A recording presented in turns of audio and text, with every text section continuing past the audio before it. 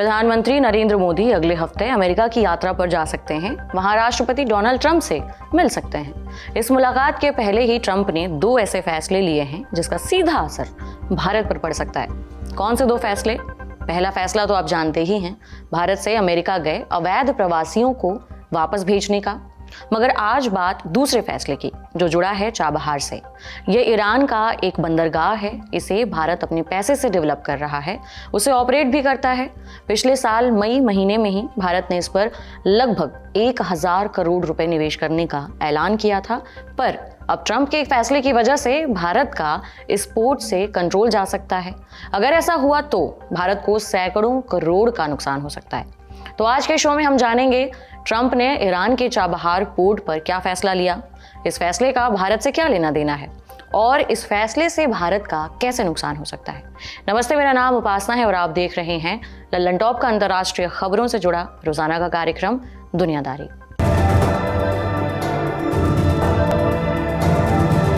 Brought to you by Sensodyne K। बस pack ले आया।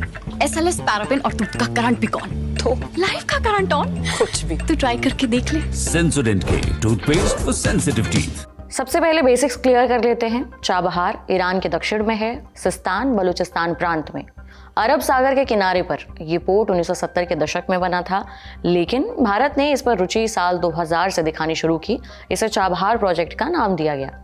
2003 में दोनों देशों ने सामरिक सहयोग के रोड मैप पर दस्तखत किए। इसमें चाबहार को डेवलप करने का प्लान भी था। उसी दौर में अमेरिका और ईरान के बीच तल्खी बढ़ रही थी। जनवरी 2002 में तत्कालीन अमेरिकी राष्ट्रपति जॉर्ज डब्ल्यू बुश ने एक भाषण में कहा कि ईरान, इराक और north Korea axis of evil यानी सारी बुराइयों की जड़ है। बुश जनवरी 2009 तक राष्ट्रपति रहे। अपने कार्यकाल में इस स्टेटमेंट को उन्होंने कई बार दोहराया। 2003 में इसी के आधार पर इराक पर हमला भी किया। जब अमेरिका और ईरान में तनाव बढ़ रहा था, भारत और अमेरिका के रिश्ते बेहतर हो रहे थे। अमेरिका के साथ सिविल न्यूक्लियर डील पर बात चल रही थी, इसलिए ईरान के साथ संबंध पीछे चले गए। फिर आया साल 2015 का। ईरान ने अमेरिका, ब्रिटेन, रूस, फ्रांस, चीन, जर्मनी और यूरोपियन यूनियन के साथ न्यूक्लियर डील साइन की। इसे joint comprehensive plan of action JCPOA का नाम दिया गया। बोलचाल की भाषा में इसे ईरान न्यूक्लियर डील भी कहते हैं। इसके तहत पश्चिमी देशों ने प्रतिबंधों में ढील दी। बदले में वादा लिया कि ईरान अपने न्यूक्लियर प्रोग्राम का इस्तेमाल बम बनाने के लिए नहीं करेगा। उसने इंटरनेशनल एजेंसियों को निगरानी की छूट भी दी। इसके बाद भारत ने ईरान के साथ बातचीत तेज की। मई 2016 में प्रधानमंत्री नरेंद्र मोदी ईरान के दौरे पर गए। वहां अफगानिस्तान और ईरान के साथ त्रिपक्षीय समझौता हुआ। इसमें international transport and transit corridor बनाने पर सहमति बनी। इसके तहत ट्रांसपोर्ट सिस्टम का एक नेटवर्क तैयार करना था, जिसके जरिए चाबहार से बाकी देशों तक सामान पहुंचाया जाता। फिर 2017 में ट्रंप अमेरिका के राष्ट्रपति बन गए। उनके समय में अमेरिका और ईरान के रिश्ते बिगड़ने लगे। मई 2018 में ट्रंप ने न्यूक्लियर डील से निकलने का ऐलान कर दिया। I am announcing today that the United States will withdraw from the Iran nuclear deal. In a few moments, I will sign a presidential memorandum to begin reinstating U.S. nuclear sanctions on the Iranian regime.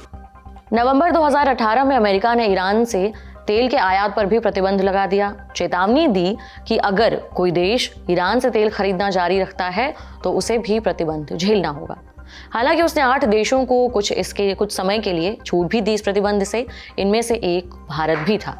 ये छूट 6 महीने तक बरकरार रही। अप्रैल 2019 में भारत ने Iran से तेल खरीदना बंद कर दिया, मगर चाबहार पर काम जारी रहा।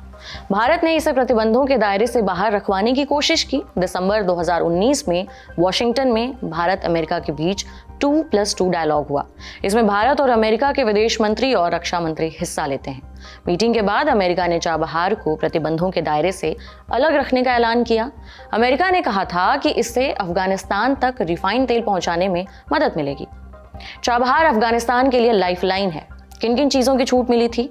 चाबहार पोर्ट और अफगानिस्तान तक की रेल लाइन के विकास और रखरखाव की, ईरान के रास्ते अफगानिस्तान को गैस, तेल और LPG के निर्यात की, प्रतिबंधों के दायरे से बाहर सामानों के अफगानिस्तान तक निर्यात की, किन चीज़ों की इजाज़त नहीं थी? ईरान के कच्चे तेल का आयात या निर्यात नहीं किया जा सकता था।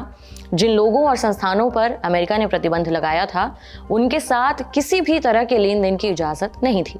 जिस किसी संस्था के साथ भारतीय कंपनियां काम करेंगी, उनका Islamic revolutionary guards core IRGC से प्रत्यक्ष या अप्रत्यक्ष संबंध नहीं होना चाहिए।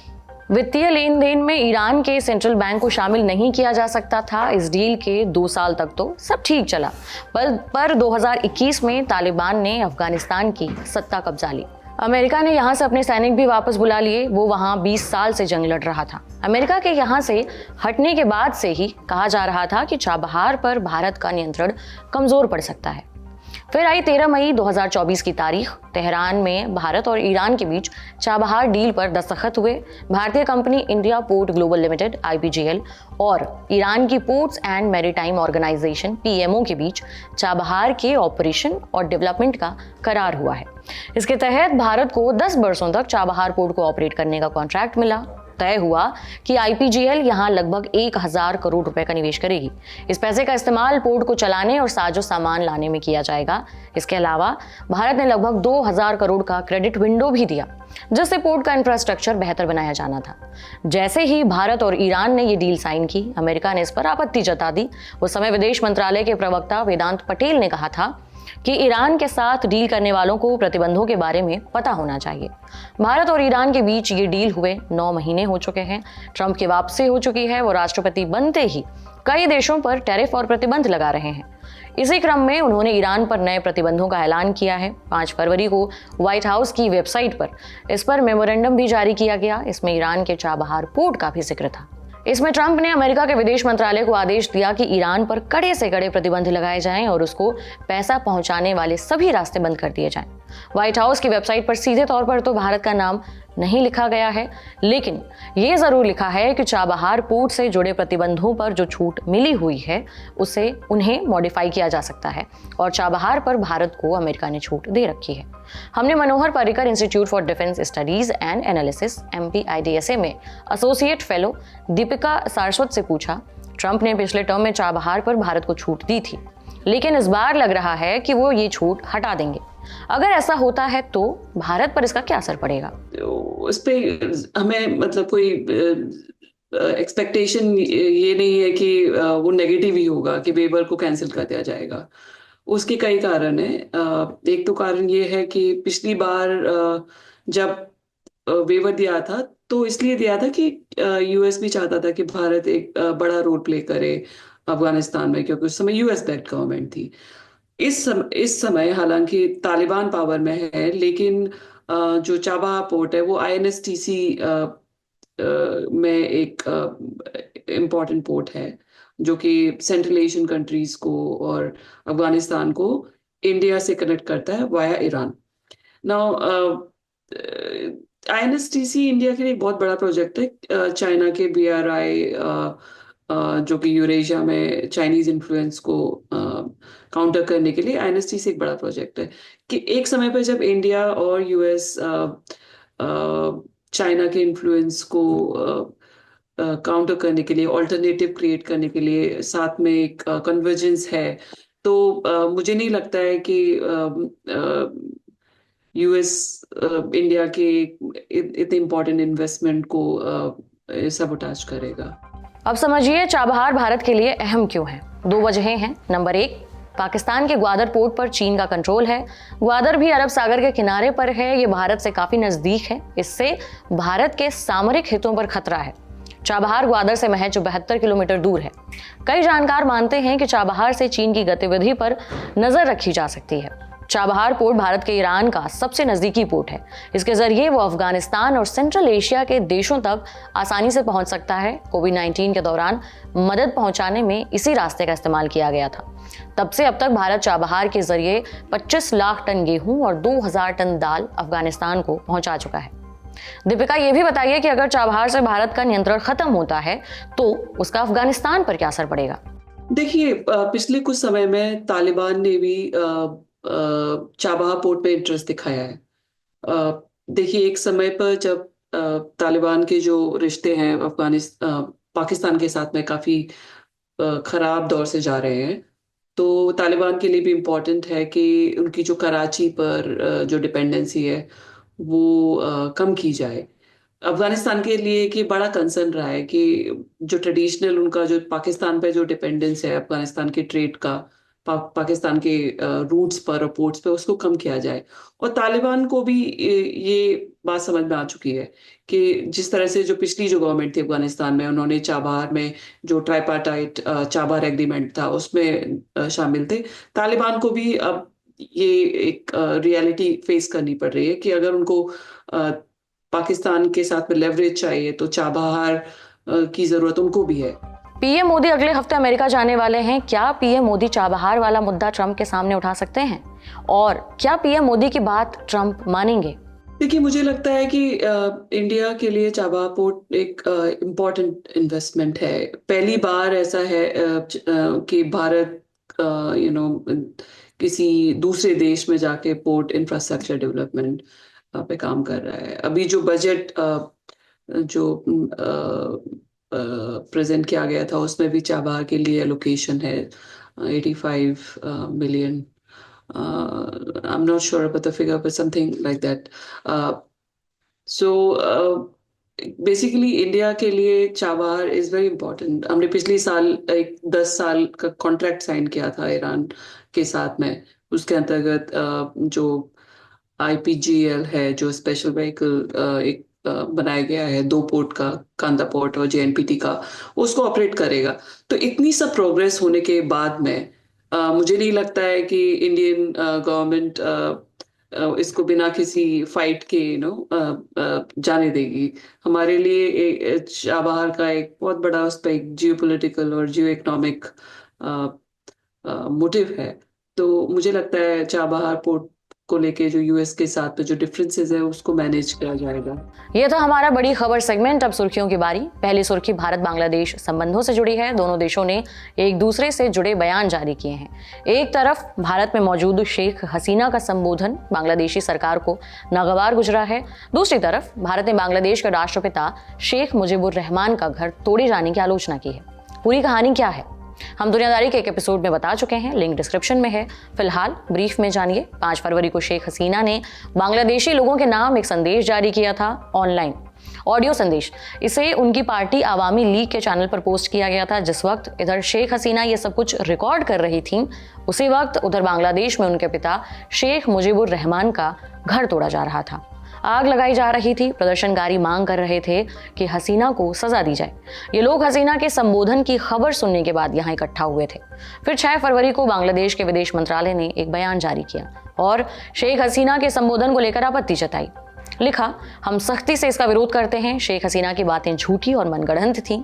इस तरह के बयान से बांग्लादेश में अस्थिरता पैदा हो रही है। हमने अपनी बात ढाका में भारत के कार्यकारी हाई कमिश्नर तक पहुंचा दी है। शेख हसीना की ऐसे हरकतें बांग्लादेश के खिलाफ हॉस्टाइल एक्ट समझी जाएंगी, यानी शत्रुतापूर्ण व्यवहार। इससे दोनों देशों के रिश्तों पर बुरा असर पड़ेगा। ये तो हुई बांग्लादेश की बात। इसके अलावा भारतीय विदेश मंत्रालय ने मीडिया के सवालों का जवाब देते हुए एक स्टेटमेंट जारी किया। लिखा, शेख मुजीब का घर तोड़ा जाना अफसोसजनक है। वो दमनकारी ताकतों के खात्मे की एक निशानी थी। ये बर्बरता है, इसकी आलोचना की जानी चाहिए। दूसरी सुर्खी दक्षिण अफ्रीका से है। दक्षिण अफ्रीका उन कुछ एक देशों की फहरिस्त में शामिल हो गया है जिन्होंने ट्रंप को पलट कर जवाब दिया है। वहां के राष्ट्रपति सिरिल रामाफोसा ने कहा है कि हमारे देश को धमकियों से नहीं डराया जा सकता, लेकिन वो किन धमकियों की बात कर रहे हैं? दरअसल अमेरिकी राष्ट्रपति डोनाल्ड ट्रंप ने दावा किया था कि दक्षिण अफ्रीकी सरकार समाज के कुछ तबकों के साथ बुरा बर्ताव कर रही है और सरकार जमीन जब्त कर रही है। हम दक्षिण अफ्रीका को दी जाने वाली फंडिंग रोक देंगे।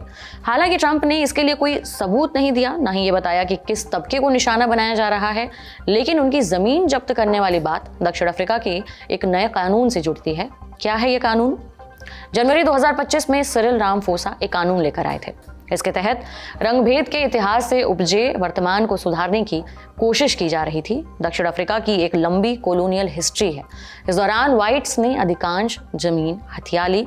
अब व्हाइट्स के पास 85% जमीन है और इनकी जनसंख्या है कुल जनसंख्या के 8%। ब्लैक्स के पास है 4% जमीन, जबकि उनकी जनसंख्या है कुल जनसंख्या के 80%। इसे सुधारने के लिए राष्ट्रपति ने कानून लागू किया। इसके तहत सरकार जमीन जब्त कर सकती है। रॉयटर्स की रिपोर्ट के मुताबिक कुछ मामलों में उसे मालिकाना हक रखने वाले शख्स को हर्जाना देने की भी जरूरत नहीं है। हालांकि इस कानून के तहत अभी जमीन का लेन देन शुरू नहीं हुआ है। इसके अलावा अमेरिकी विदेश मंत्री ने भी अफ्रीका की आलोचना की। कहा, मैं G20 में हिस्सा नहीं लूंगा क्योंकि दक्षिण अफ्रीका बहुत बुरे काम कर रहा है। इसी साल नवंबर में G20 समिट दक्षिण अफ्रीका में होगी। अगली सुर्खी अमेरिका से जुड़ी है। अमेरिका के बेरिंग एयरलाइंस की एक प्लेन 6 फरवरी को गायब हो गई। इसमें पायलट के अलावा कुछ 9 यात्री सवार थे। ये पिछले 8 दिनों में अमेरिका से जुड़ी तीसरी विमान दुर्घटना है। 29 जनवरी को अमेरिका का एक सिविलियन प्लेन वॉशिंगटन में एक मिलिट्री प्लेन से टकरा गया था। इसमें विमान में सवार कुल 67 लोग मारे गए थे। इसके बाद 31 जनवरी को एक और हादसा हुआ। इस दिन एक मेडिकल ट्रांसपोर्टेशन प्लेन फिलाडेल्फिया में क्रैश कर गया। तब प्लेन में सवार कुल 6 लोग तो मारे ही गए। क्रैश के दौरान भी एक शख्स की मौत हो गई थी। बहरहाल अलास्का वाले इस प्लेन को लेकर छानबीन चल रही है। जाते जाते एक तस्वीर देखते जाइए। ये तस्वीर कांगो के गोमा शहर से है। इस शहर पर विद्रोही गुट M23 ने कब्जा कर लिया है। केंद्रीय सरकार के बरक्स ये गुट गोमा में अपना एक तंत्र बना रहा है। लोगों की भर्तियां चल रही हैं। गोमा में अब कई सार्वजनिक पदों के लिए 2 अधिकारी हो गए हैं, जैसे 2 मेयर और 2 गवर्नर। इस तस्वीर में जो लोग मौजूद हैं उन्हें पुलिस में भर्ती किया गया है। इसी बीच ये गुट पूर्वी कांगो के अन्य शहर की तरफ बढ़ रहा है। उसे रवांडा का समर्थन भी हासिल है। गोमा शहर पर कब्जे की पूरी कहानी तो हमने दुनियादारी में बता रखी है। लिंक डिस्क्रिप्शन में मिल जाएगा। दिन भर की अन्य खबरों के लिए रुख करते हैं न्यूज रूम का। भारत की फॉरेन सेक्रेटरी विक्रम मिश्री ने एक प्रेस ब्रीफिंग की है। उसमें 3-4 जानकारी निकल कर आई है। जैसे प्राइम मिनिस्टर मोदी की फ्रांस और अमेरिका यात्रा पर उन्होंने कुछ जानकारी दी है, और जो कुछ अवैध प्रवासी अमेरिका से जो भारत लौटे हैं उस पर जानकारी एक एक करके हम बता देते हैं। पहली तो अमेरिका फ्रांस की यात्रा से जुड़ी जानकारी है। प्राइम मिनिस्टर मोदी 10 और 11 फरवरी को फ्रांस में रहेंगे। 10 को वो पेरिस पहुंचेंगे। वहां पे फ्रांस के जो राष्ट्रपति इमैनुअल मैक्रों, उनके साथ उनका डिनर होगा। फिर अगले दिन यानी 11 फरवरी को वो एक AI समिट में हिस्सा लेंगे। वहां पे उसकी अध्यक्षता करेंगे और इमैनुअल मैक्रों भी उनके साथ वहां मौजूद रहेंगे। और कुछ टेक कंपनियों के CEO भी उस AI समिट में उनके साथ मौजूद रहेंगे। और 10 और 11 फरवरी को वो फ्रांस में रहेंगे। फिर वहीं से वो अमेरिका की यात्रा में निकल जाएंगे। 12 से 13 फरवरी को प्राइम मिनिस्टर मोदी अमेरिका में रहेंगे। इससे ये आधिकारिक रूप से अभी घोषणा हुई है भारत की तरफ से। इसके पहले समाचार एजेंसी रॉयटर्स ने व्हाइट हाउस के सूत्र के हवाले से ये दावा किया था और बोला था कि प्राइम मिनिस्टर मोदी की अमेरिका की यात्रा होने वाली है। अब भारत की तरफ से इसकी कन्फर्मेशन विक्रम मिश्री ने कर दी है। तो प्राइम मिनिस्टर मोदी 12-13 फरवरी को अमेरिका में रहेंगे। 12 तारीख को वो डोनाल्ड ट्रंप, जो अभी नए राष्ट्रपति बने अमेरिका के, उनसे मिलेंगे। और ये प्राइम मिनिस्टर मोदी की पहली यात्रा है डोनाल्ड ट्रंप के चुने जाने के बाद। इसके पहले प्राइम मिनिस्टर मोदी के पहले नेतन्याहू, जो इजराइल के प्रधानमंत्री हैं, वो अमेरिका पहुंचे हुए थे और अब प्राइम मिनिस्टर मोदी पहुंचने वाले हैं। 13 फरवरी को भी प्राइम मिनिस्टर मोदी अमेरिका में रहेंगे। ये तो प्राइम मिनिस्टर मोदी की विज़िट से जुड़ी कुछ अपडेट थी। और इसके अलावा एक और बड़ी अपडेट जो विक्रम मिश्री ने अपनी प्रेस ब्रीफिंग में दी है वो है कि जो कथित अवैध प्रवासी जिनको अमेरिका से भारत में लौटाया जा रहा है, उससे एक जुड़ी अपडेट ये है कि 487 और लोग अमेरिका से भारत आने वाले हैं, जिसमें से 298 की जानकारी अमेरिका ने भारत को दे दी है।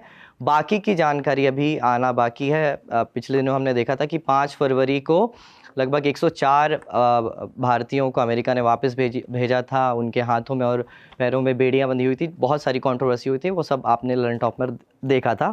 तो यही जानकारी कि 487 लोग और आने वाले हैं, जिसमें से 298 की जानकारी अमेरिका ने भारत को अब तक दे दी है। इसके अलावा विक्रम मिश्री ने एक बात और बोली है जो बहुत अहम है और जिसके बारे में बहुत चर्चा हो रही है, वो ये कि उन्होंने कहा है कि जो लोग ऐसे भारतीयों को गुमराह करते हैं अवैध रूप से किसी देश में घुसने के लिए, वो एक कैंसर की तरह है। उन्होंने कैंसर शब्द का इस्तेमाल किया है और उन पर हमें एक्शन लेने की जरूरत है। जाते जाते एक सूचना, कल है दिल्ली विधानसभा चुनाव नतीजों का दिन। सुबह 7 बजे से हम लाइव रहेंगे। सौरभ द्विवेदी और दिल्ली चुनाव कवर करके आए रिपोर्टर्स भी इस लाइव में रहेंगे, तो रिजल्ट डे पर जरूर सुनिए लल्लन टॉप के साथ। आज का दुनियादारी यही समाप्त होता है। अब अगले हफ्ते मुलाकात होगी। शुक्रिया, शुभ रात्रि।